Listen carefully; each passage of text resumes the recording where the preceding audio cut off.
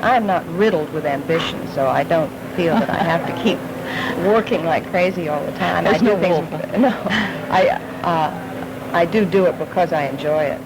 All the credit for that goes to Judith Page Mitchell, who wrote it. I mean, she had me just totally sold by the time I was halfway through this thing and didn't even realize that it was a based on reality script. She wasn't just America's favorite witch. She was Hollywood's quiet rebel trapped between perfection and rebellion. Elizabeth Montgomery bewitched millions with a twitch of her nose, but off-screen she was nothing like Samantha Stephens. Behind the sitcom smiles was a woman who defied her father's shadow, challenged the industry that tried to control her, and lived a life filled with passion, heartbreak, and secrecy. Fans saw her as the charming housewife who used magic to fix problems. But in real life, Elizabeth fought battles that no spell could solve.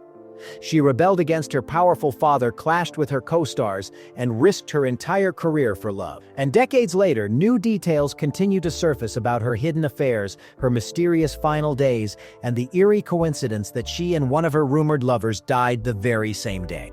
Elizabeth Montgomery's story isn't just about fame or glamour. It's about a woman who lived by her own rules in an era that punished women for doing exactly that. But how did America's most beloved witch become one of Hollywood's most misunderstood stars? And what secrets did she take with her when the cameras finally stopped rolling? Elizabeth Montgomery's story begins long before the fame and sparkle of Bewitched. Born into a powerful Hollywood family on April 15, 1933, she was the daughter of screen legend Robert Montgomery and Broadway actress Elizabeth Allen. From the outside, it seemed like a charmed life. Wealth, connections, and a direct path into show business.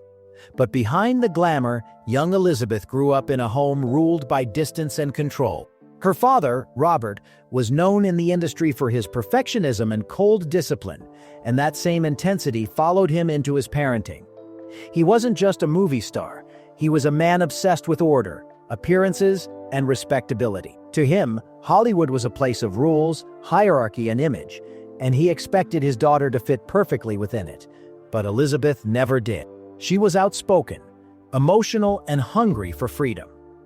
While her father served as a conservative figure in politics and film, she leaned the opposite way. Even as a teenager, she questioned authority, defied convention, and seemed to live with a quiet fire that her parents couldn't control. Those who knew her described her as sharp, witty, and sometimes unpredictable, qualities that made her captivating on screen but difficult to contain in real life. When she made her first television appearances on her father's show, Robert Montgomery Presents, she impressed audiences with her natural talent. Yet even those early performances came with emotional tension. Robert was a perfectionist who rarely offered praise, and Elizabeth later admitted that she craved his approval but rarely received it. The pressure to live up to his name pushed her into acting, but it also planted the seed of rebellion that would define her later life.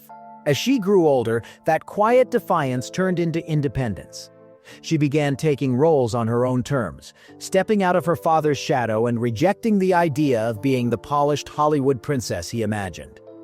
Friends recalled that Elizabeth didn't chase fame, she chased meaning. She wanted to tell stories that reflected her depth and contradictions. And though she inherited her father's sharp intelligence and discipline, she also inherited a restless spirit that couldn't be contained by anyone's expectations, not even his. In a time when Hollywood often dictated how women should behave, dress, and even think, Elizabeth refused to conform. Her early years taught her one thing: the most powerful kind of magic wasn't found in fantasy or fame. It was found in daring to be yourself in a world that wanted you to play a role. But as her career began to rise, Elizabeth's independence would soon collide with the pressures of television stardom, and that's when her private battles started to spill into the spotlight. When Elizabeth Montgomery landed the role of Samantha Stephens in Bewitched in 1964, it felt like destiny. The series was an instant success, charming millions with its mix of suburban comedy and supernatural flair. Overnight, Elizabeth became one of the most recognizable faces on television, and her subtle nose twitch became an iconic pop culture moment. But what fans didn't see was the storm quietly brewing behind that perfect smile.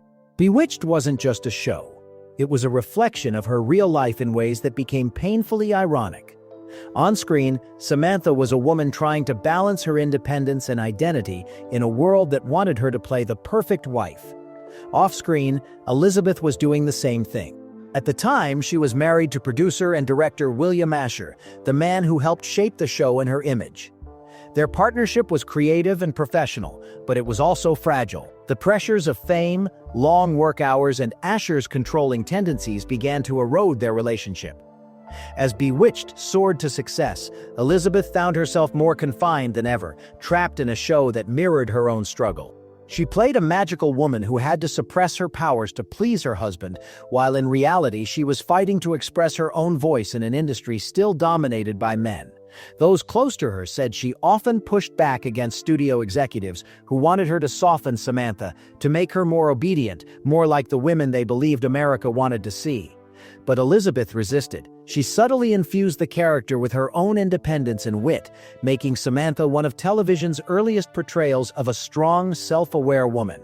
Behind the scenes, though, things weren't nearly as whimsical. Tensions between Elizabeth and co-star Dick York, who played her on-screen husband Darren, began to surface, mostly fueled by exhaustion and creative clashes. York's health was deteriorating, and his departure from the series left Elizabeth emotionally drained. Rumors later suggested that she had little say in how York was replaced by Dick Sargent, another actor she had mixed feelings about working with. Still, Elizabeth stayed professional, holding the show together through sheer willpower. But by the late 1960s, the cracks were showing. The show's repetitive scripts and studio politics left her feeling stuck, while her personal life was slipping into turmoil. Her marriage to Asher was quietly collapsing under the weight of jealousy, distance, and whispers of infidelity. The woman who once symbolized magical perfection on TV was now living a life that felt increasingly haunted by expectation. She wanted more challenging roles, more truth, more control over her own destiny. Yet as she started to break free from the image that made her famous, she discovered that in Hollywood, independence always came with a price. And soon, a forbidden romance on set would turn her world upside down and change the course of her career forever. As Bewitched entered its later seasons, Elizabeth Montgomery's life began to blur with her characters in ways she could no longer ignore. The show that had once felt lighthearted now carried the weight of personal truth. Behind the laughter, her marriage to William Asher was unraveling, and the pressures of maintaining their professional partnership only deepened the strain. Rumors began circulating around the set that Elizabeth had grown close to another man, Richard Michaels, one of the show's directors. What started as quiet friendship soon evolved into something far more intimate, and the affair would ultimately spell the end of both their marriages. When the truth surfaced, it wasn't just a private scandal, it was a Hollywood earthquake. The producers scrambled to contain the gossip, but the tension was impossible to hide. Cast and crew felt the shift immediately. A once cohesive team now seemed divided between loyalty, judgment, and disbelief. For Elizabeth, the affair wasn't about reckless passion. It was rebellion. Years of feeling unseen and creatively stifled had left her yearning for someone who treated her as an equal rather than a commodity. Michaels, young and ambitious, admired her intelligence and independence. For a time, he represented freedom, but that freedom came at a cost. When Bewitched ended in 1972, so did much of the stability in her life. Her marriage to Asher collapsed, her affair with Michaels disintegrated within months, and her reputation in Hollywood grew complicated. To some, she was still the beloved Samantha Stephens. To others, she was a woman who had dared to defy expectations and paid for it. In the aftermath, Elizabeth withdrew from the spotlight. The image of the perfect witch wife had followed her everywhere, but she was determined to reinvent herself. Those close to her said she was deeply aware of how Hollywood treated women differently for the same mistakes men made every day.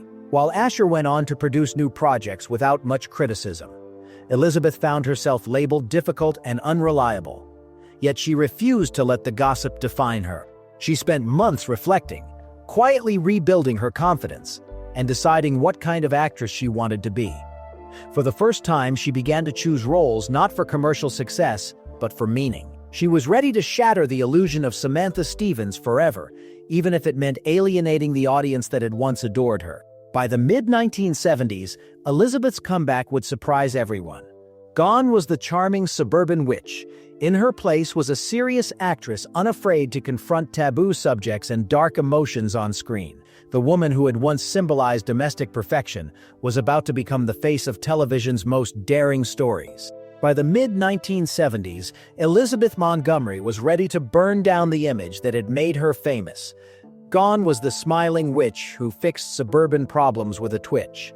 In her place stood a woman determined to prove she could do more than charm audiences. She could challenge them. Her first bold step came with A Case of Rape in 1974, a television movie that tackled one of the most taboo subjects on network TV. It was shocking for its time, unflinching, uncomfortable, and years ahead of the industry's willingness to talk about such trauma. Many in Hollywood urged her to turn it down, warning it could damage her wholesome image, but Elizabeth didn't care. She wanted to tell stories that mattered, and when the film aired, it shattered records and forced a national conversation about how victims were treated. The woman who once symbolized fantasy and escapism had now become a symbol of realism and courage. The success of A Case of Rape opened a new chapter in her career. She began choosing darker, more complex roles that allowed her to explore sides of herself that had long been hidden. In 1975, she took on the legend of Lizzie Borden, playing the infamous woman accused of brutally murdering her parents with an axe. The role shocked fans. Samantha Stephens was now an alleged killer. But Elizabeth relished the challenge, showing the world she could command a story drenched in mystery and moral ambiguity. The film earned her an Emmy nomination and critical acclaim, cementing her as one of television's most fearless actresses. What few realized at the time was that Elizabeth was distantly related to the real Lizzie Borden, an eerie coincidence that added to the project's haunting legacy. Her courage didn't stop there. In A Killing Affair in 1977, she portrayed a woman in an interracial romance opposite O.J. Simpson, another bold move in an era when such topics were controversial. Critics and audiences alike saw a new Elizabeth, confident, mature, unafraid to confront prejudice both on and off screen. She wasn't chasing stardom anymore. She was chasing truth. Yet even as her work gained depth, Hollywood's obsession with her past never faded. Producers still wanted the witch, not the woman. The entertainment world could not reconcile that the same actress who once twitched her nose for laughs was now forcing them to confront the uncomfortable corners of American life. Still, Elizabeth pressed forward. These roles weren't just about artistic growth. They were about liberation. Each character she played became another layer of rebellion, another break from the expectations that had defined her for a decade. The innocence of Samantha Stephens had been replaced by something more powerful. A woman willing to expose not just the darkness of the world, but her own. After years of heartbreak and self-discovery, Elizabeth Montgomery finally found the kind of love she had been searching for her entire life. Not the kind that glittered in headlines or fed Hollywood gossip, but the kind that grounded her. In the early 1970s, she met actor Robert Foxworth, a man who shared her quiet intellect and disdain for pretense. Unlike her previous relationships, which often played out under the glare of cameras and studio politics, this one grew in private. For once, Elizabeth wasn't trying to impress anyone. She and Foxworth lived together for nearly 2 decades before marrying in 1993, proving that she valued connection over convention. Friends said Foxworth brought balance to her life. He wasn't threatened by her fame or legacy. He admired it. He saw her not as a symbol of the past, but as a woman still evolving. After years of turbulent love affairs that left emotional scars, Elizabeth finally seemed at peace. Outside of love, her world continued to expand. Elizabeth began using her fame to champion causes that mattered to her. She lent her voice to the women's rights movement, supported the fight for LGBTQ+ equality, and was one of the few Hollywood stars of her era to speak openly against the Vietnam War. While many of her peers stayed silent to protect their careers, she refused to stay quiet. Her activism wasn't performative, it was deeply personal. Those who worked with her said she often used her charm to open doors for difficult conversations.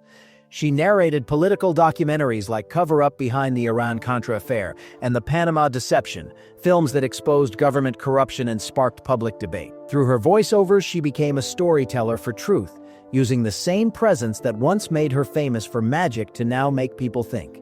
But her career choices also reflected that activism. She began taking roles that told stories about resilience, injustice, and the strength of women. Elizabeth didn't care if they were commercial hits. She cared if they mattered. As she entered her 50s, she deliberately avoided plastic surgery and aging fixes that Hollywood pushed on actresses. She wanted to age naturally, to show that beauty came from authenticity. In interviews, she admitted that she no longer cared about fame. She cared about legacy. "If I can make someone think or feel something real," she once said, "then I've done my job." That sentiment defined her final years. She continued acting in television films throughout the late 1980s and early 1990s, each time reminding audiences that her talent wasn't bound by genre or age. Elizabeth's later life reflected the calm after decades of chaos. She spent her time between Los Angeles and her Connecticut home, surrounded by family, friends, and the quiet simplicity she had longed for. Her rebellious spirit had softened but never faded. Even as the industry changed around her, she remained unapologetically herself. Outspoken, empathetic, and strong. Yet beneath that tranquility, her body was fighting a silent battle that she hadn't yet recognized. The woman who had faced every challenge head-on was about to confront one final test, one that even her strength, courage, and willpower could not overcome. In 1995, Elizabeth Montgomery's world took an unexpected and devastating turn. What began as simple fatigue soon revealed itself to be something far more serious. Doctors discovered that she was suffering from colon cancer. But by the time it was detected, it had already spread to her liver. True to her nature, Elizabeth faced the diagnosis quietly, refusing to make her illness a public spectacle. She didn't want pity or attention. Friends said she approached it the same way she had approached every battle in her life, with grace, courage, and a quiet dignity that made those around her both admire and ache for her. But privately, the news hit hard. She had spent years portraying strength on screen, and now she had to summon every ounce of that strength just to endure the days ahead. Rather than undergo invasive procedures or seek headlines about her condition, Elizabeth chose to spend her final months at home with Robert Foxworth. Together, they created a cocoon of love and normalcy, shielding themselves from the chaos of the outside world. Foxworth later revealed that she insisted on staying out of the hospital, saying she wanted to feel the comfort of her own bed, her own walls, and her own memories. For Elizabeth, home was the only place that ever truly belonged to her. Surrounded by family and a handful of close friends, she faced her illness with a calm acceptance that seemed to surprise everyone. She knew her time was limited, but she refused to let fear define her final chapter. Even as her health declined, she remained active in causes she cared about. She continued to donate to AIDS organizations, supported civil rights campaigns, and stayed informed about the political issues of the day. Her compassion never faded, even when her body did. Those close to her said that in her last weeks, she talked often about gratitude. For the career she'd built on her own terms, for the people who had stood by her when it was difficult, and for the fans who still remembered her not as a character, but as a woman who stood up for herself. On May 18, 1995, Elizabeth Montgomery passed away peacefully at home. Just 8 weeks after her diagnosis. She was 62. Hollywood mourned the loss of one of its most beloved icons. But there was something eerily poetic about the timing of her death. The same day that Alexander Godunov, the Russian ballet dancer she had once been romantically linked to, was also found dead in Los Angeles. The coincidence fueled endless speculation and rumors, as if fate had decided to write one last mysterious twist into her story. Whether you saw it as coincidence or cosmic connection, it only deepened the aura of mystique that surrounded her. After her death, Robert Foxworth kept her memory alive with quiet devotion. He later helped establish tributes and appeared at events honoring her legacy. A bronze statue of Elizabeth as Samantha Stephens was later erected in Salem, Massachusetts, a city forever linked to witches, magic, and transformation. Standing there, cast in bronze and mid-twitch, the statue became more than a tribute to a TV character. It was a reminder of the woman who lived between light and shadow, who made the world laugh, think, and believe in a kind of magic that had nothing to do with spells and everything to do with strength. Even after her passing, Elizabeth Montgomery's legacy refused to fade quietly. In the years that followed, the world continued to rediscover her, not just as the star of Bewitched, but as a woman far ahead of her time. Fans who grew up watching her gentle smile and effortless charm began learning about the battles she fought behind the scenes, and the admiration for her deepened. She became a symbol of strength for women in Hollywood, who dared to break out of the roles written for them. Younger generations looked back and saw that long before actresses openly demanded equality and control, Elizabeth had been quietly doing it, refusing to be typecast, challenging directors, and demanding substance in a world built on illusion. Her fight for authenticity became the unspoken thread that connected her work, her activism, and her personal choices. Yet her story also became tangled in rumor and myth. Over the years, whispers spread through fan circles and tabloids, claiming she had feuds with other TV legends like Barbara Eden or secret relationships that never made it to the headlines. One of the strangest stories surrounded her connection to Russian ballet star Alexander Godunov, whose death on the same day as hers fueled endless speculation. Some claimed it was coincidence, others insisted it was fate. There were also unverified accounts that she had psychic dreams and superstitions about her own passing, details that only added to the haunting aura that followed her even in death. Though most of these tales remain unproven, they show how Elizabeth Montgomery had become something larger than life, a figure whose charm and mystery continued to inspire obsession long after she was gone. In reality, those who knew her described someone far more grounded. She loved gardening, cooking, and spending quiet nights reading at home. She was known for her kindness, her sense of humor, and her ability to make anyone feel at ease. She didn't see herself as an icon, but as a working actress doing what she loved. Perhaps that humility was what made her so unforgettable. She carried stardom with grace, never letting it harden her heart. When her statue was unveiled in Salem, Massachusetts, it drew both fans and critics, but over time it became a pilgrimage site for admirers. Standing there with her trademark smile frozen in bronze, she looked less like a fictional witch and more like a woman who had transcended time itself. Today, Elizabeth Montgomery's influence can still be felt in every strong, complex female character on television.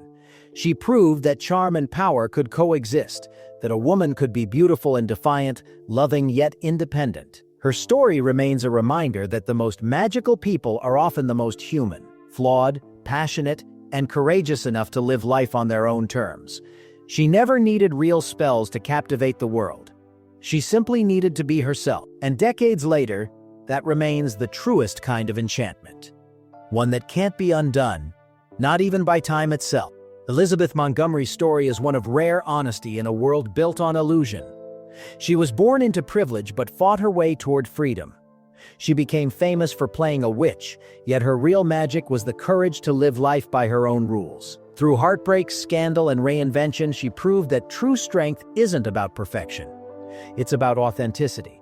She broke from her father's control, defied Hollywood's expectations, and used her fame not to protect herself, but to challenge the world around her. Even in her final moments, she chose peace over publicity, love over legacy, and truth over myth. That's why, decades later, people still feel drawn to her story.